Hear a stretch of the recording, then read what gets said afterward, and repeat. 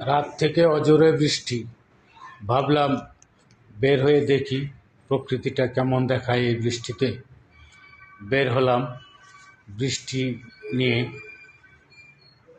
বৃষ্টি ঝরছে, বের হচ্ছি মেন রোডের দিকে। দেখি বাস স্ট্যান্ড এবং রাস্তাঘাট কী অবস্থা।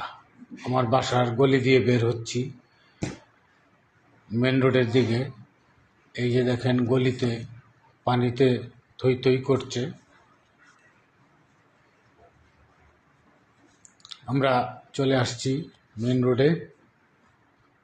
মেন রোডে বাহন কম, মানুষের চলাচল কম, নিরিবিলি পরিবেশ। আজ তো আর দোকানে গিয়ে লাভ নাই, মুষলধারে বৃষ্টি, কাস্টমার আসবে না।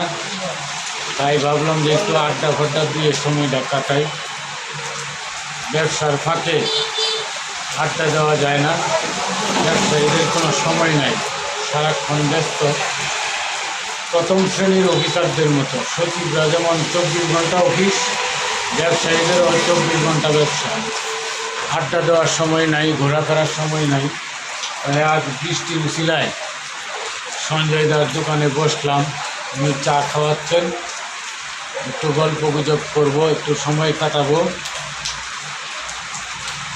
তারপর চিন্তা করব আবার কোনো দিকে যাওয়া যায় কিনা, বসা যায় কিনা। এই হলো আমাদের পরিকল্পনা। এবং সঞ্জয় দা হলো আমাদের প্রিয় বন্ধু। এখানে প্রতিদিন যারা অবসরে থাকে তারা এসে আড্ডা জমায়। আর সঞ্জয় দা আমাদেরকে আড্ডায় বসিয়ে উনি ব্যবসা করে। ধন্যবাদ সকলকে। সবাই ভালো থাকবেন। আর বৃষ্টির দিন ঘরে শুয়ে না থেকে বাহিরে বের হন, বাহিরের দৃশ্য এবং পরিবেশ উপভোগ করুন।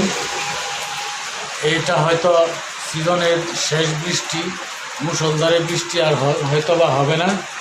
এটা রাস্তাঘাটে পানি, ডুবাই পানি, এগুলা দেখতে খুব ভালো লাগে। টিপ টিপ শব্দ শুনতে খুব ভালো লাগে। মানুষ রাস্তা দিয়ে হাঁটছে, কেউ একটু ভিজে, কেউ ছাতা দিয়ে, কেউ দৌড়াচ্ছে, কেউ রিক্সায়।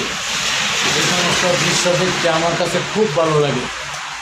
আপনারা বাসায় বসে না থেকে আমার সঙ্গী হন, এনজয় করি। ওকে, ধন্যবাদ।